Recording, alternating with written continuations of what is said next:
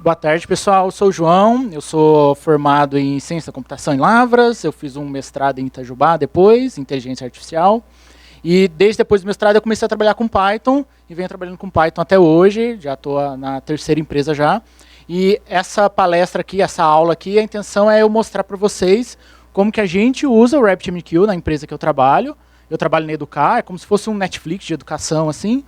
E lá a gente usa o RabbitMQ e ele, quando a gente começou a usar, ele realmente mudou as nossas vidas lá. Então o que eu quero passar aqui para vocês é ensinar um pouquinho o que ele faz bem, o que ele não faz tão bem assim e como vocês podem usar ele nos projetos de vocês. Tá? Então o que é o RabbitMQ? O RabbitMQ ele é um message broker. Ele serve para enviar mensagens de um ponto para um outro ponto. Então você pode fazer uma notificação para um serviço, você pode compartilhar essa informação com outros serviços. Ele serve como se fosse uma plataforma de troca de mensagens. Então você pode mandar qualquer mensagem para ele, né? O RabbitMQ em si ele é escrito em Erlang, então ele é muito, muito rápido. Ele é muito otimizado, ele é muito rápido. Para quem já usou o RabbitMQ alguma vez, e para quem usou pela primeira vez, provavelmente se assustou com a velocidade que você consegue publicar uma mensagem e já receber ela do outro lado. Né? Se você for comparar com outro tipo de comunicação, próprio HTTP mesmo, você ia ver já uma diferença bem grande. Né? E o RabbitMQ ele é uma implementação de um protocolo, que é esse protocolo AMQP. O protocolo AMQP ele foi feito justamente para você fazer uma troca de mensagens e facilitar uma comunicação assíncrona entre serviços. Então o RabbitMQ é uma das implementações possíveis do AMQP. Aqui eu vou focar no RabbitMQ, mas tem vários outros serviços que também implementam o AMQP, que os conceitos daqui vocês conseguem extrapolar para os outros serviços também, não precisa ficar preso no RabbitMQ. E por que eu usaria o RabbitMQ? E não usaria minha própria comunicação HTTP que eu já faço, eu faço um request no outro serviço e ele me responde. Porque eu iria querer usar o RabbitMQ. Você tem que pensar que ele é quando você quer fazer um processamento de informação orientada a eventos. O que é bem comum acontecer é o quê? Você tem uma aplicação que acontece coisas nessa aplicação e uma outra aplicação quer ser notificada disso que aconteceu. Então isso é um exemplo de um processamento orientado a eventos. Tem coisas acontecendo de um lado e um outro lado quer se comportar de acordo com esses eventos acontecendo. Uma outra característica dele é o deliver ladder. Isso é o que acontece. Você pode fazer uma entrega de uma informação entre o seu serviço para o Rabbit. Então você não precisa que o destinatário esteja pronto. Ele pode, ele pode estar sobrecarregado, pode não conseguir responder seu request na hora. Então por isso você usaria o RabbitMQ. Você faz uma entrega como se você levasse até os correios e depois alguém vai e entrega para o destinatário. Então isso que é o deliver ladder, né? Processamento assíncrono. O processamento assíncrono provavelmente vocês já devem conhecer, né? Quando você quer fazer, você tem algum request para ser tratado, alguém faz uma requisição no seu serviço, e o seu serviço tem que fazer algum processamento grande por trás, e não necessariamente quem pediu está esperando uma resposta para isso, ele só fez um pedido. Então o RabbitMQ ele é muito usado também para um processamento assíncrono. Para quem usa Celery, por exemplo, o RabbitMQ pode ser um broker do Celery, né? O Celery é uma ferramenta de processamento assíncrono de tasks, né? Então ele é bem usado, por exemplo, no Celery. O loose coupling. Você consegue desacoplar bastante as suas aplicações. Porque você não depende mais de uma aplicação falando direto com outra aplicação. Você tem o RabbitMQ no meio. Então você isola. Essa aplicação ela fica por conta de cuidar de um escopo bem específico e avisar o RabbitMQ. A outra aplicação ela vai consumir do RabbitMQ. Então você consegue isolar os conceitos e os escopos das suas aplicações usando o RabbitMQ. Né? Load balancing. Load balancing é uma eficiência bem grande do RabbitMQ, porque se você for fazer uma comunicação direta entre dois serviços, você pode ter algum problema de load balancing. A não ser que você coloque ela atrás de um ALB, por exemplo, da AWS, você pode sobrecarregar. Você tem uma aplicação que gera muita informação e uma outra que consome. Essa outra que consome, ela pode não estar tão pronta para receber esse volume. Então, o RabbitMQ ele serve para isso. Você joga toda essa carga para o RabbitMQ e ele vai entregar à medida que a aplicação conseguir consumir. Então, você não deixa elas tão amarradas assim mais, né? E uma última vantagem, ele é open source. Então, é bem fácil, você pode ver o código dele, ele é de graça, você pode instalar. Bem fácil de instalar, para quem já viu as palestras de Docker aí, você faz um Docker pull, RabbitMQ, você já tem ele rodando na sua máquina, tudo bem fácil. Ah, mas eu não quero usar RabbitMQ, eu quero usar outra coisa. Beleza. O Redis, por exemplo, ele tem uma das funções do RabbitMQ que você pode usar ele como um pub/sub também, ou como uma ferramenta de publicar mensagens e o outro lado receber essas mensagens. O Redis pode ser usado para isso também. Na AWS, a gente costuma usar com o casalzinho do SNS e o SQS, né? Que é uma notificação de mensagens e uma fila de mensagens também. Um caso de uso que a AWS fala que a NASA usa eles também como um pub/sub, né? No caso do Nubank, por exemplo, eles optam por usar o Kafka. O Kafka ele é mais um canhão, assim, ele é mais pronto para um streaming mesmo, não só publicar mensagenzinhas e alguém receber. O Kafka ele é um pouco mais otimizado para fazer um streaming de mensagens de um ponto para outro, né? Mas também tem conceitos bem parecidos. E para quem quer usar o Google Cloud, por exemplo, ele tem o próprio serviço de pub/sub, que é o que o Spotify usa, que também funciona bem parecido com todos os outros, né?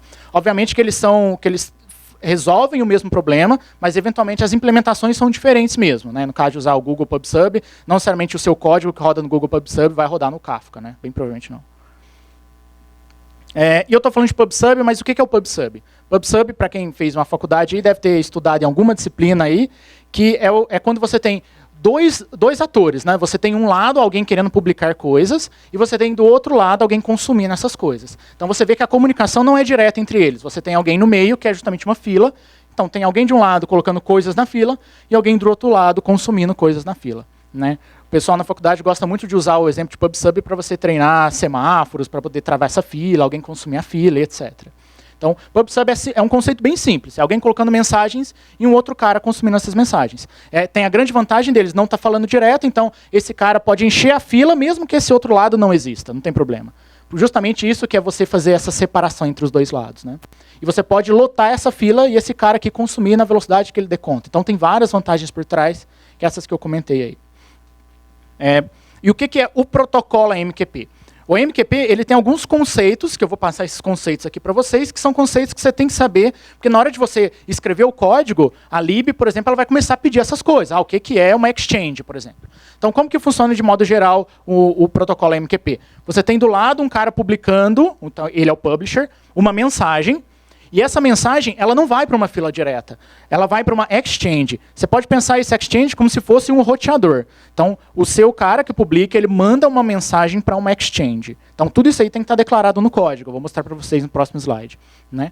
Quando a mensagem ela cai na exchange, a exchange ela é o roteador. Então, dentro da exchange, ela tem regras de quais filas tem interesse nessa mensagem, né? E como que eu falo que uma fila tem interesse ou não na mensagem? É através das routing keys, das binding keys. Você faz, então, um binding da sua fila com a sua exchange. Então, você pode ter várias filas e cada uma delas pode ter regras diferentes de quais mensagens ela tem interesse. Justamente para você poder rotear, né? E aí, a sua fila, ela pode ter um ou mais consumidores. Então, no caso aqui, eu tenho uma fila que ela tem 2 consumidores. Então, quando uma mensagem cai aqui, um dos 2 consumidores pega essa mensagem. Nunca vai para os 2. Né? Essa que é a intenção de rotear. Qual que é a vantagem de eu ter 2 consumidores ou um só? As mensagens que caem aqui provavelmente saem mais rápido. Eu tenho 2 caras trabalhando em consumir as coisas dessa fila. Tá? E quando a sua mensagem ela é enviada, você manda ela com uma chave de roteamento, que é a routing key. A routing key, o que ela vai fazer? Você vai falar assim, ó, qual que é a chave dessa minha mensagem para a sua exchange usar essa chave para decidir qual regra que vai, para qual fila que vai a sua mensagem. Tá? Então, no caso ali, se eu postar uma mensagem nessa fila, um consumidor pega, o outro não pega. E quando eu mando uma exchange uma mensagem para outra fila, esse consumidor também pega essa mensagem. Tá? Eu vou mostrar exemplos desse conceito no próximo slide. Na hora de criar uma exchange, você tem 3 tipos de exchanges diferentes. Porque são 3 comportamentos diferentes que você pode querer no seu sistema de filas aqui. Né? No caso do Fanout, na hora que você cria uma exchange, você fala, ela é do tipo Fanout, ou ela é do tipo Direct, ou ela é do tipo Topic. Então você precisa deixar isso explícito na hora de criar as coisas lá. No caso do Fanout é o mais simples, você pensa realmente como um ventilador. Você jogou a sua mensagem aqui na exchange e ela vai ser espalhada para frente. Eu vou explicar um por um agora. O Fanout. Então o Fanout meio que ignora as routing keys. Então quando ele está nesse modo Fanout, tudo que você joga aqui, todas as filas recebem. Tá? Isso aí é um caso de uso que pode ser bem específico para o problema de vocês. Algo que eu posso pensar é você querer notificar todo mundo, você enviar uma mensagem de log, alguma coisa assim que você quer espalhar para todo mundo. Então, independente da regra que eles tenham, todo mundo vai receber essas mensagens, porque a minha exchange ela é do tipo fanout. Tudo que chega é encaminhado para todo mundo. Então, no estilo fanout, uma mensagem enviada para ali, essa mensagem ela vai ser duplicada, porque eu tenho duas filas, então ela é duplicada nesse momento, e vem uma para cá e uma para cá. Nesse caso, eu só tenho um cara consumindo, então esse cara recebe essa minha mensagem lá do início. Nesse outro caso, eu tenho dois caras consumindo, então um dos dois recebe ela, podia ser o de baixo. É quem estava pronto na hora quem recebeu primeiro. Então, nesse caso, no caso do fanout, todo mundo vai receber a bendita mensagem. Então, são casos bem específicos mesmo. Tá? O direct. No caso do direct, você vai fazer um roteamento específico para onde você quer. Então, você não usa a routing key mais e você só tem a binding key, que você fala, ó, essa mensagem eu quero que vá direto para esse cara. Então, você não está usando regras mais, você já está meio que pensando num destinatário específico. Então, é caso específico. Vocês podem pensar nos problemas de vocês e ver se esse caso resolveria. Eu quero mandar uma mensagem e eu tenho dois caras inscritos nela, porque eu tenho duas filas. Então, eu quero mandar especificamente para esse cara. Então, eu simplesmente uso a mesma chave de roteamento para enviar. Então, a mensagem já cai direto só para ele. Como que eu faço isso? Na hora de criar essa fila, eu dou um número único para ela, que é esse bind. Na hora de enviar a mensagem, eu uso esse número único. Aí eles vão casar e vai ser enviado só para o cara de cima. Também é algo bem específico, você quer um destinatário. O último caso, que é o caso que a gente vai seguir de agora em diante a apresentação, que é justamente o caso mais comum de PubSub. Que no caso, por exemplo, do Google Cloud, o PubSub dele ele já é, por default, esse tipo, que é o topic. Por que o topic e não o fanout e o direct? Porque o topic, você pode usar o topic de um jeito que ele se comporte igual aos outros. Então, ele é o jeito mais flexível possível de você poder usar um PubSub. Tá? E o topic, ele usa todos os recursos possíveis. Então, na hora de você criar sua fila, você fala qual que é a chave de roteamento dela. Na hora de enviar as mensagens, você passa essa chave. E aí você consegue criar regras específicas para cada um dos carinhas que estão inscritos. Tá? Eu vou dar um exemplo aqui na frente. Um exemplo prático. Eu tenho um cara publicando mensagens e eu tenho uma fila. Digamos que isso aqui é uma aplicação. Então, uma aplicação tem uma fila. E essa aplicação, na hora dela se inscrever, nela se registrar na Exchange, ela falou o seguinte, ó, eu tenho interesse nesse tipo de chave, que é qualquer tipo de animal. Isso é a regra que ele deu. No caso dessa outra aplicação, ela fala assim, ó, não importa o que seja, contanto que seja um pássaro, você me manda. Tá? Sendo um animal, sendo qualquer outra coisa, eu quero que você me manda. Então, eu criei regras específicas para as coisas que eu aceito aqui e que eu aceito aqui. E eu mantive aqueles mesmos consumidores dos exemplos de antes. Né? Então, se esse publisher ele mandar uma mensagem com esse conteúdo e essa chave, você vai passar a chave na hora de publicar as coisas, na hora que cai na Exchange, ele vai tentar casar com isso. Então, animal.bird vai casar aqui? Casa, porque é animal. Qualquer coisa. Então, ele recebe essa mensagem. Recebe o passarinho, então qualquer um dos dois consome o passarinho, digamos que esse primeiro pegou ele, consumiu, acabou a história. Se ele publicar uma outra mensagem, que é um animal.fish, vai chegar aqui, vai casar com ele também. Ah, esqueci do de baixo, né? Mandou animal.bird. Chegou aqui, qualquer coisa que termina com bird também entra. Então ele recebe e esse cara consome, então ele consumiu o passarinho também. Então, lembra, são cópias. Cada fila vai receber uma cópia mesmo. Quando eu mando a segunda mensagem, que é o animal.fish, ele só vai casar no primeiro, porque ele não encaixa aqui. É qualquer coisa, mas tem que terminar com bird. Então esse cara não vai receber aquela segunda mensagem do peixe. Só o primeiro vai receber. E aí qualquer um dos dois pode consumir, vamos fingir que esse cara ainda estava processando a primeira, então esse outro estava à toa, ele pegou o peixe e processou essa mensagem. Tá? E por último, eu mando uma terceira mensagem, que é o plant prompt flower ali, não casa nenhum e nem com o outro, a mensagem é descartada. Tá? Então isso aí só está reforçando aquele primeiro slide que eu mostrei as vantagens dele. Então, se você até não tem ninguém inscrito, você pode fazer um publisher que manda mensagens. Não tem ninguém inscrito, ele vai sair descartando, não é problema nenhum. Quando o seu consumidor estiver pronto, ele vai começar a receber as coisas. Então isso é algo bem importante de você pensar. Se você liga o seu publisher e não tem ninguém inscrito ainda, não, digamos que daqui para cá não exista ninguém ainda, você ainda não implementou, não rodou esse código ainda, as mensagens vão chegar aqui e vão ser descartadas. Tá? Que isso é algo comum na hora que você está criando lá pela sua primeira vez. Então não é algo que você tem, eu tenho um publisher que manda muita mensagem, vou sobrecarregar o sistema até ter alguém consumindo. Não, se não tem ninguém consumindo, é tudo jogado fora. Tá? Como que a gente faz isso com Python? No caso do Python, a gente tem duas libs, que são duas libs mais conhecidas assim. Né? A lib mais baixo nível é a lib do Pika, que você faz pip install Pika. E você tem uma outra lib, que é uma lib que é um pouco mais robusta, um pouco maior, que é uma lib que, por exemplo, é mantida pela mesma equipe do Celery, que é o Kombu. Lá na Educar, a gente começou realmente usando o Pika, né? E aí a gente começou a ter dois problemas grandes com ele, que é o quê? Ele tinha um pouco de problema, principalmente com conexões. Então, se você tinha um volume muito grande de mensagem chegando, ele não tinha um pool de conexões e as coisas começavam a cair e você nunca sabia por quê. Porque ele não tinha um connection pool, que o Kombu tem, no caso, né? Mas o Pika ele tem uma vantagem por quê? Ele é uma lib bem pequena e ele é bem baixo nível. Então, com ele, você consegue ter um controle bem mais fino e bem mais raiz assim, do que você quer executar na sua aplicação. Tá? Então, pode ser o caso de vocês, se a aplicação ela tem alguma requisição de tamanho, de tempo de execução, etc. Beleza, você pode ir lá e usar a própria lib do Pika. No caso do Kombu, o Kombu ele é mais alto nível. Então, você pensa, ele é tipo uma versão mais Nutella, assim, para quem quer usar. Então, ele já tem coisas mais prontas. Ele, por exemplo, tem classes lá que é uma classe de publisher. E ele tem uma classe de um consumer. Né? São conceitos mais abstratos que ele já tem meio que já pronto. Se você estivesse usando Pika, você ia ter que fazer tudo na mão mesmo. Um cara que consome, um cara que envia mensagens. Aqui você tem conceitos maiores, né? E tem várias outras vantagens. Por exemplo, se ele tentou publicar uma mensagem e falhou, ele já tem um retry automático, ele tem um failover. Se você tem um consumer que está lá esperando mensagens e por algum motivo ele falhou a conexão, cortaram a conexão com ele vai lá e pode tentar de novo. Ele tem connection pool, que eu comentei, que quando ele liga, ele abre várias conexões, ele abre um pool de conexões e toda hora que ele precisa, ele vai lá, pega uma emprestada e usa aquela conexão. Isso dá mais velocidade para ele não precisa toda hora fazer o handshake de, vou abrir essa conexão com ele, etc. Né?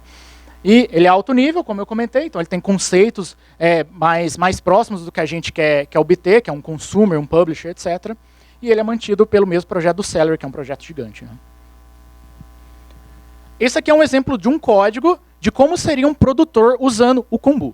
Então você consegue, com poucas linhas, aqui tem até muito mais linhas do que precisava, justamente para ser baby steps e ficar identado e passar no linter. Então você importa o Kombu, você cria a sua conexão com o seu RabbitMQ, então você pode ligar um Docker na sua máquina, ligar o RabbitMQ e fazer essa conexão desse jeito que vai funcionar. Depois você cria a sua exchange, então por isso que foi importante vocês entenderem o que é uma exchange e o que é o topic, que é o tipo da exchange, tudo aqui deixou explícito. E aqui eu dei um nome para ela também, qual que é a minha exchange. E na terceira linha eu já vou criar o meu produtor. Então já é um conceito que existe lá no Kombu. Então eu quero um produtor, que é alguém que crie mensagens, e ele vai criar mensagens para essa exchange, e ele tem uma routing key, que é o animal.bird, por exemplo. E aí eu crio eu passo a minha conexão que eu já criei. Então repara que aqui eu criei um produtor que já tem uma routing key. E o que significa isso? Não é na hora, eu posso mandar a routing key na mensagem, eu posso falar, tudo que esse cara produz é com essa chave. Você poderia ter colocado aqui ou ter colocado aqui embaixo. Mas aqui nesse exemplo eu quero falar que tudo que ele produz, ele só produz pássaros, né? Animal.bird. Tudo que ele produz é desse tipo. E aí na última linha eu mando a minha mensagem. Então é simplesmente o producer.publish, eu passo a minha mensagem, ela tem que ser qualquer coisa serializável em Python, então nem que você pode até fazer um pickle do seu objeto se você quiser mandar, mas qualquer coisa serializável ele vai conseguir mandar para lá. Então só tem essa limitação, assim, entre aspas. Aí por boa prática, que é algo que eles recomendam na própria documentação, tente fazer trocas em JSON, em dicionário, porque vira um JSON depois, então vai ser mais fácil do outro lado ler. Né? E lembrando, você pode ter um publisher em Python e um consumer em Java, se você quiser, não tem problema. Lembrando que eles estão trocando mensagens, né? Contando que o outro cara conheça qual é a assinatura, ele vai conseguir funcionar do mesmo jeito. Né? E aí, nesse exemplo aqui, por exemplo, ele iria publicar esse tipo de mensagem. Essa aqui é a routing key e esse aqui é o conteúdo, que é aquele bird name Dove ali. Tudo bem simples para publicar. Publicar é fácil. Agora, consumir. Consumir é um pouco mais complexo, por quê? Porque o cara que publica, ele gera um conteúdo, publica e acabou o trabalho dele. Ele vai publicar de novo se ele precisar. Agora o consumer não. O consumer ele é alguém que tem que ficar esperando, porque é alguém que vai ficar lá vigiando, ele vai criar uma fila, aqui ele cria uma exchange, eu só declarei a minha exchange, é a mesma que estava no outro slide, tem que ser a mesma, porque eu vou criar uma fila que está associada a essa exchange aqui de cima. Então eu criei uma fila que o nome dela, para ser bem intuitivo, eu só aceito pássaros. E a chave de roteamento é qualquer coisa que termine com pássaro. essa fila vai aceitar. Então, a Exchange vai receber um monte de mensagem, dependendo das mensagens que vierem lá, se ela encaixar nessa regra, a fila recebe. E aí eu tenho duas linhas aqui, que é para quê? Para eu fazer esse bind, que é o momento que a fila fala para a Exchange, ó, eu tenho interesse nesse tipo de mensagem. É um processo importante dela se declarar lá dentro, para o RabbitMQ começar a fazer as cópias para ela. E daqui em diante, o que acontece? Aí eu vou ter um momento que vai fazer o quê? O meu processo ele vai ficar parado, ele vai ficar ocioso, esperando o RabbitMQ avisar que tem coisa nova. Então, se eu crio um contexto que no final eu quero ficar drenando eventos, eu quero ficar vigiando coisas que estão chegando, né? E nesse contexto ele é o quê? Ele é um consumer que está usando a fila que eu declarei, e o que é mais importante, eu tenho uma função aqui, um callable, qualquer função, qualquer def, alguma coisa, qualquer lambda, alguma coisa, que é uma função que toda hora que chega uma mensagem, ele vai chamar essa função, é um callback. Então, toda hora que chega uma mensagem, ele vai chamar essa ou essas funções que eu colocar aqui dentro. Tá? Então, aqui no caso, eu declarei ela embaixo. Então, ela tem que ter essa assinatura, porque quem vai chamar é a própria lib do Kombu. Então, ela vai mandar aqui dentro o body da mensagem e a mensagem. O body você pode usar para outras coisas. O que a gente tem realmente interesse é a mensagem, é o conteúdo. Né? Mas eu posso usar o body para fazer outras manipulações também aqui dentro. Né? Então, o que acontece aqui nesse momento? Toda hora que chega uma mensagem, que o producer manda uma mensagem, se esse cara estiver rodando num outro processo, num outro terminal, num outro processo na sua aplicação, esse cara vai ser notificado e essa função vai ser chamada. E aí, com essa função sendo chamada, aqui de dentro você faz o que você quiser com essa mensagem. Então, aqui é o momento que você processa ela. Tá? Tem algumas peculiaridades que é o quê? Na hora de você declarar a sua fila, tem muitos parâmetros que você pode tunar aqui dentro. Aí você pode aprofundar o quanto você quiser no RabbitMQ. Um dos parâmetros que você pode usar aqui, que é um processo importante de quando as coisas acabam, que é o ACK.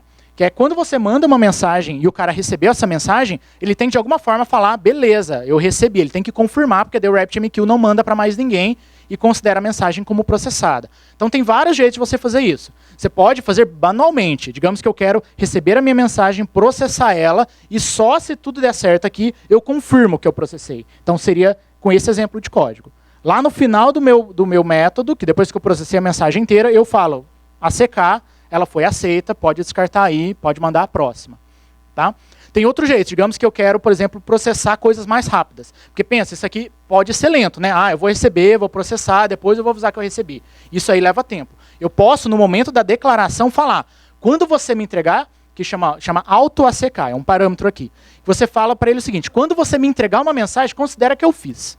E aí isso acelera as coisas. Né? Acelera, mas se você fizer alguma cagada aqui e não conseguir processar ela, você meio que perdeu. Então, ou você põe ela de volta, ou então você se vira e finge que perdeu mesmo. Tá? Então, tem duas formas que você pode tunar. A mais segura, a mais safe mesmo, é fazer isso, que você pega a mensagem, processa ela e confirma. Tá?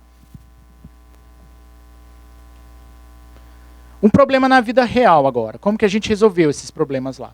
Esse aqui é um mapa das aplicações, dos microserviços que tem lá na Educar. Então, a gente tem a aplicação que é o front-end em si aqui, dá para ver que ele está ligado com a maioria das coisas. A gente tem algumas aplicações, que a principal, que é essa aqui, que é uma aplicação legada, era um monolito gigante lá de 4 anos, que o trabalho era o quê? É a gente quebrar esse carinha em vários outros microserviços. Né? Esse é o trabalho de você criar um microserviço. Então, aos pouquinhos, esse cara está sendo desmembrado e vai nascendo aos poucos vários outros microserviços. Né? E o que acontece? Quando a gente cria um microserviço, você vê, essas linhas são dependências entre eles. É um request que o cara faz para o outro. Né? É um request via API mesmo. Todas são back-ends RESTful, tem aplicações móveis, mas a maioria é tudo back-end RESTful. E o que acontece quando uma aplicação depende da outra? Ali ia lá e fazia um pedido. Me dá a informação tal, me dá o usuário do ID tal. Agora me dá qual é o curso tal. Então, tudo isso era feito de forma síncrona, pedindo coisas explicitamente, que são todas essas linhas que tem entre eles. E qual foi o trabalho que a gente fez com o RabbitMQ?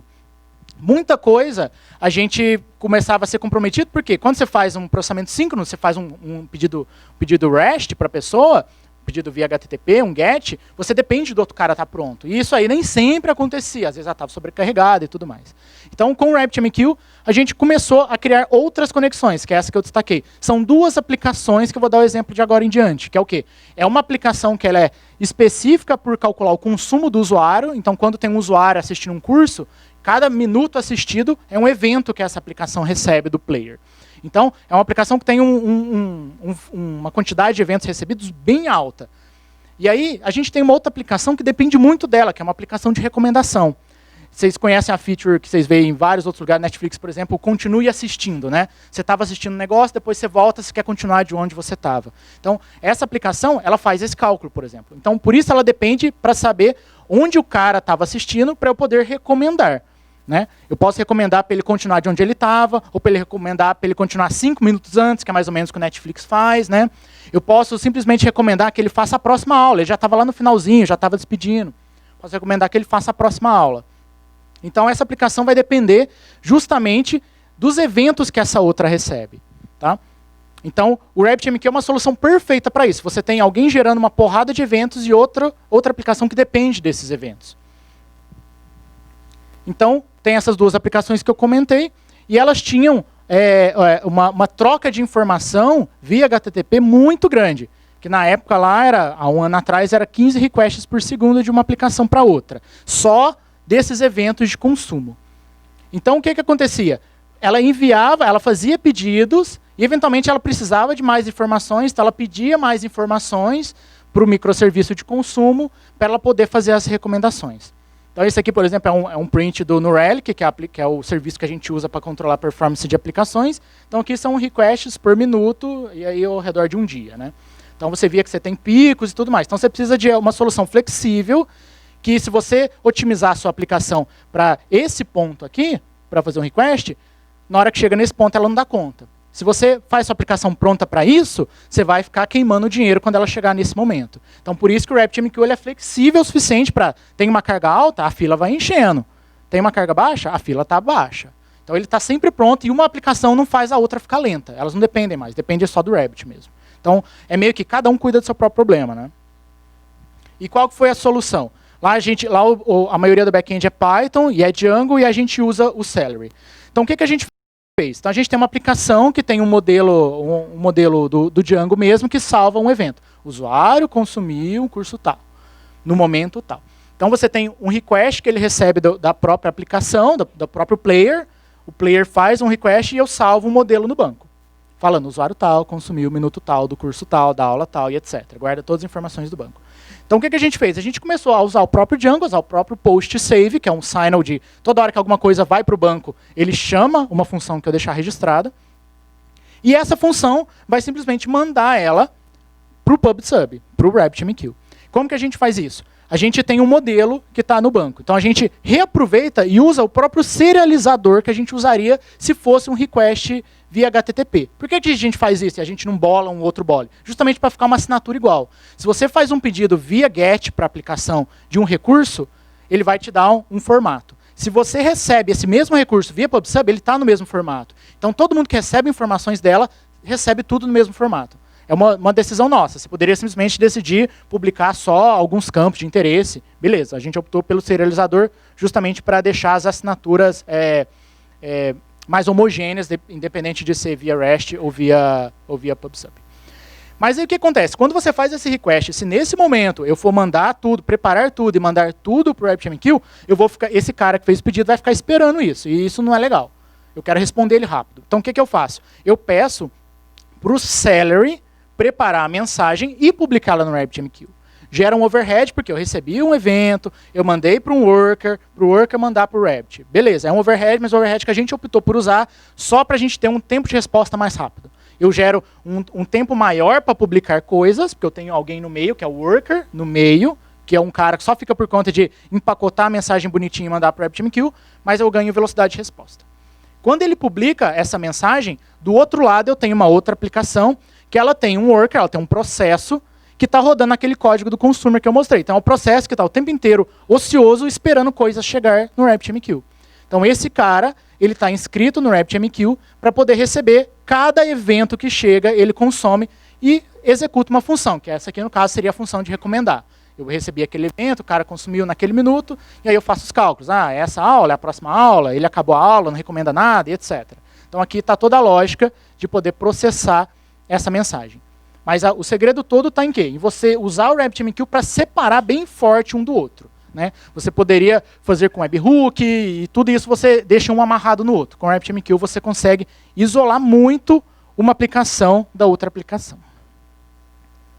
Então, a gente tem mais ou menos um padrãozinho, que esse aqui no caso é um modelo, um exemplo de um modelo do Django, um exemplo de um serializador no Django, aqui tá tudo, aqui é Django REST Framework. A gente tem um padrão do Django REST Framework que se você não passar os fields, ele serializa tudo que está aqui. Beleza, um exemplo para ficar simples.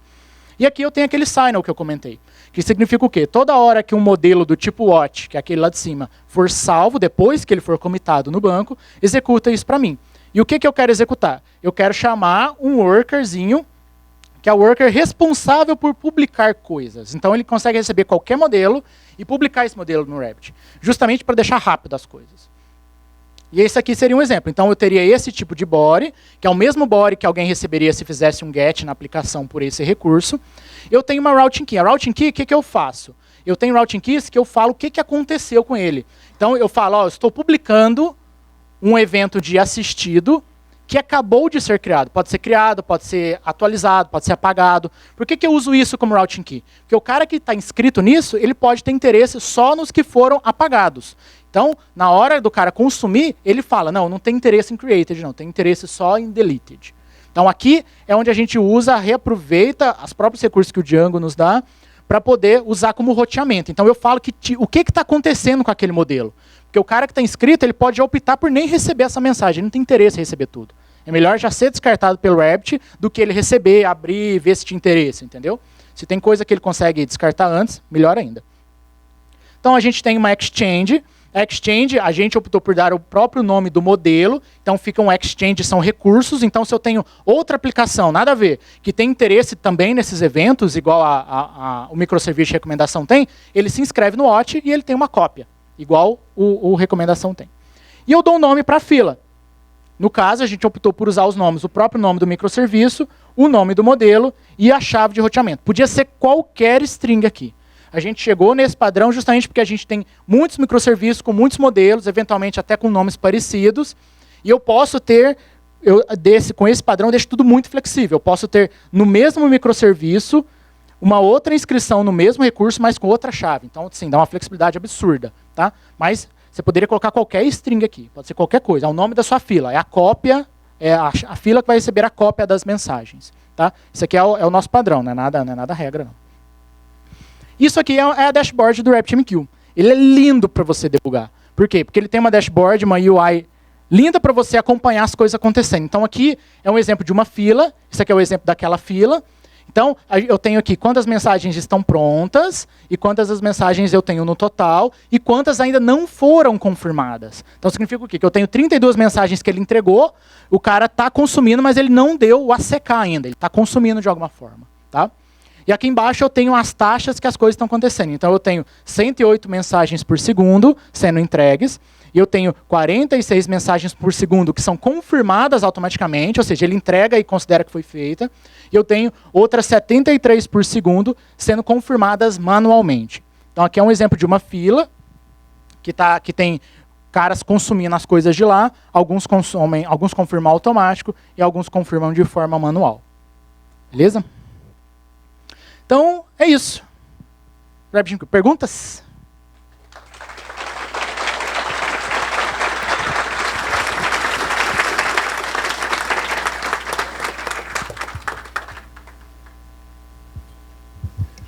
Cara, primeiro, parabéns aí pela palestra, foi meio da hora. Valeu. E eu queria perguntar como é que vocês mantêm isso aí? Se está na Amazon, se é o Docker, como é que tu monitora, como é que, sei lá, quantas pessoas ficam destinadas a isso aí? Tá. Hoje a gente tem uma equipe bem grande de um DevOps que mantém isso, e o restante dos devs ajudam a manter também. Isso aí está hospedado na Amazon, numa EC2. Então ele foi criado manualmente, tem a AMI para criar isso, manualmente, ele tem um cluster para ele poder escalar, mas está tudo na AWS e é tudo mantido e monitorado pelo New Relic.